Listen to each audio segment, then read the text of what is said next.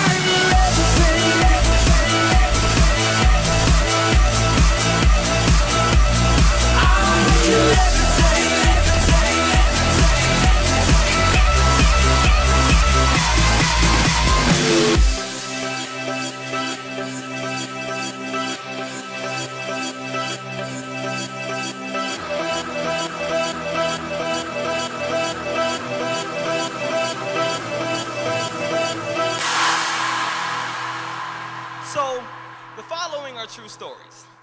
May 26, 2003, Aaron Ralston was hiking. A boulder fell on his right hand. He waited 4 days. Then he amputated his own arm with a pocket knife. On New Year's Eve, a woman was bungee jumping in Zimbabwe. The cord broke. She then fell into a river and had to swim back to land in crocodile-infested waters with a broken collarbone.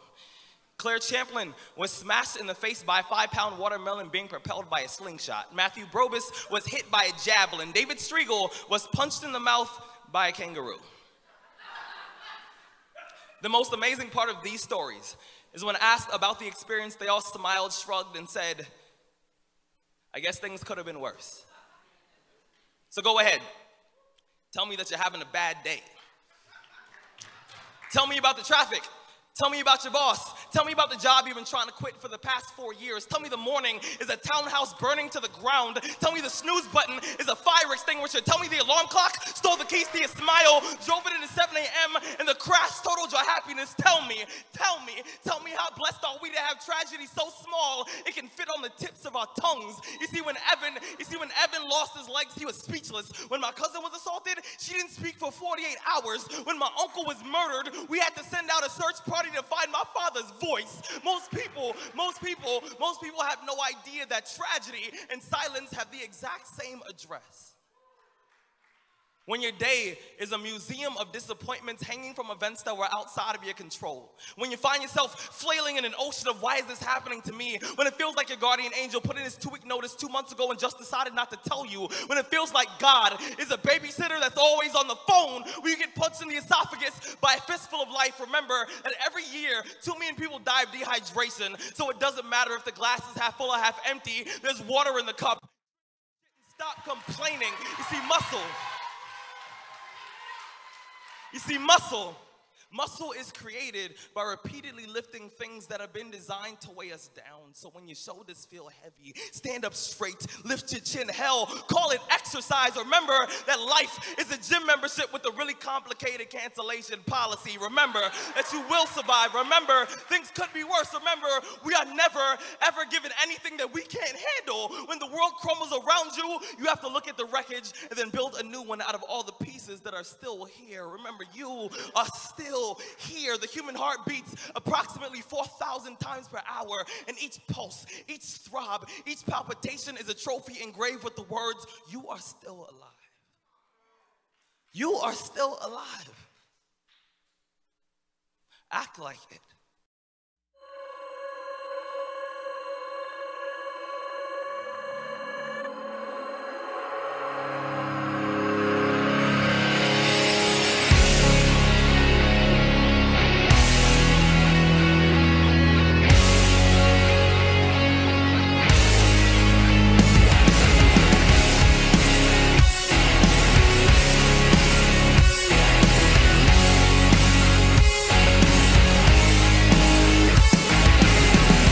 Come a little closer, let me show you who I am. Everyone has secrets, I am just a man. I help you forget the pain. We can find a way to fix all the mistakes. What doesn't kill us makes us stronger. Now we know what it takes. We will fight. What doesn't kill us makes us stronger. Now we know what it takes.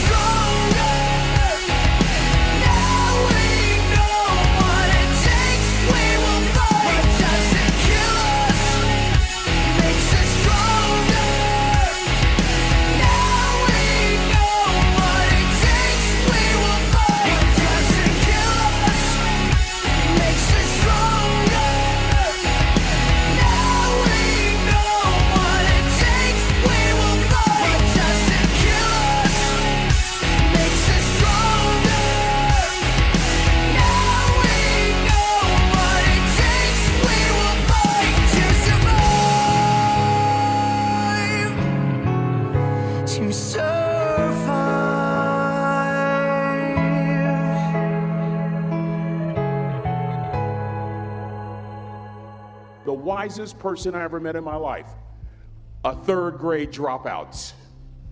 Wisest and dropout in the same sentence is rather oxymoronic, like jumbo shrimp.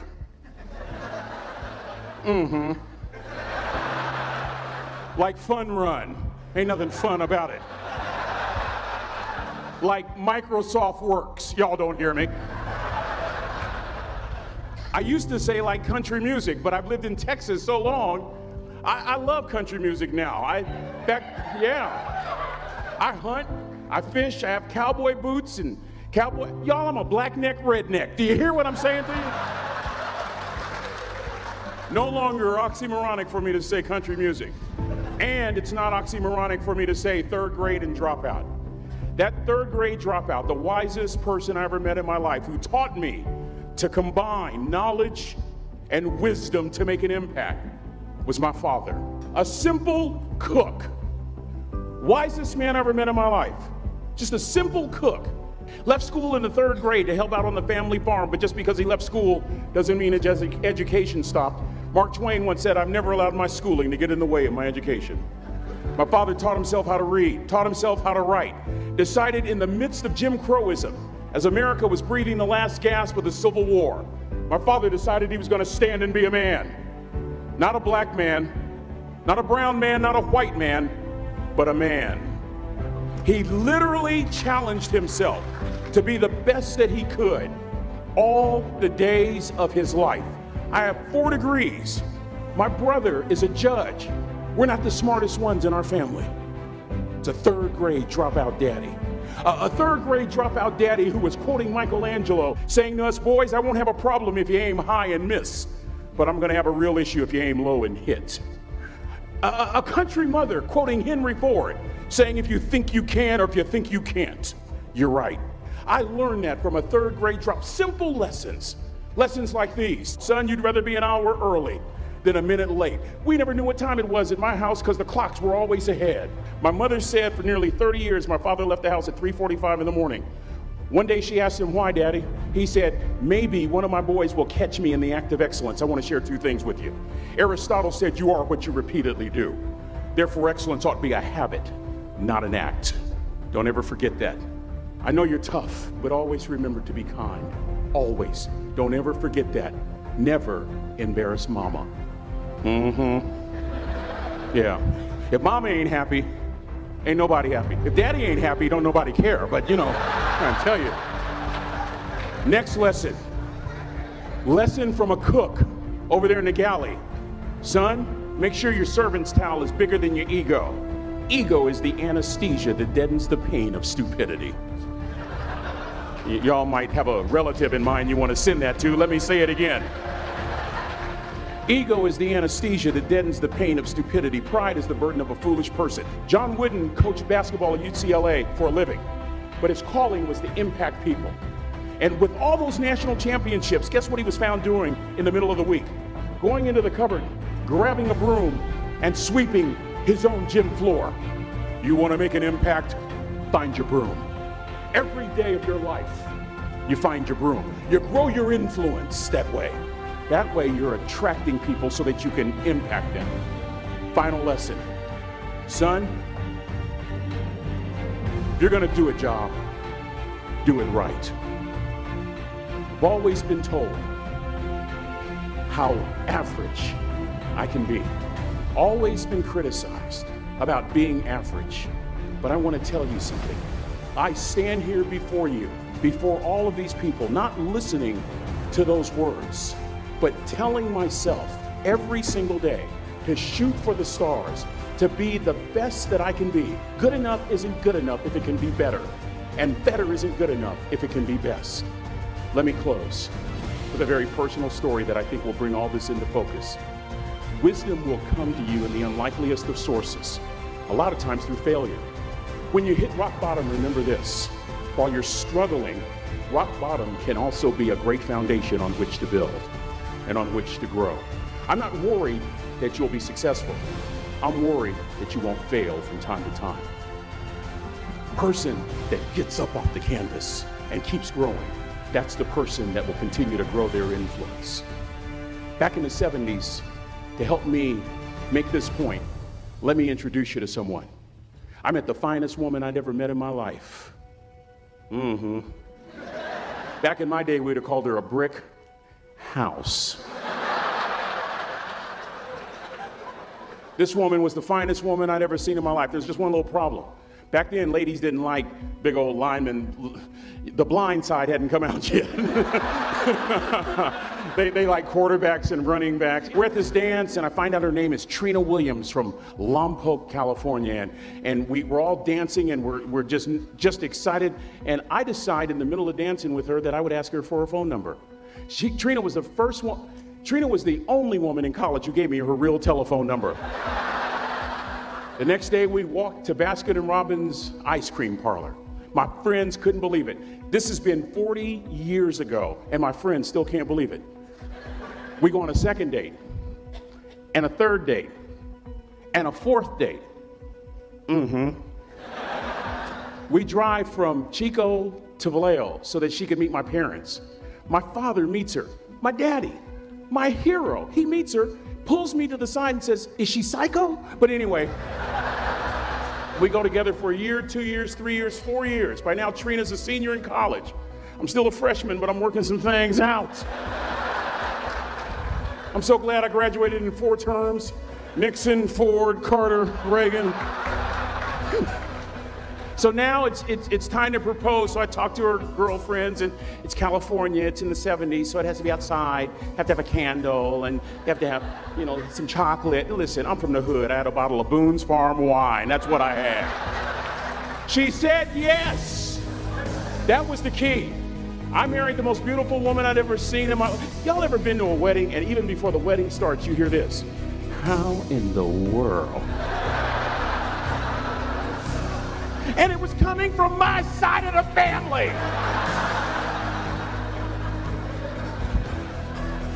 We get married, we have a few children, our lives are great.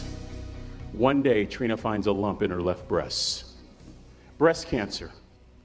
6 years after that diagnosis, me and my 2 little boys walked up to Mommy's casket.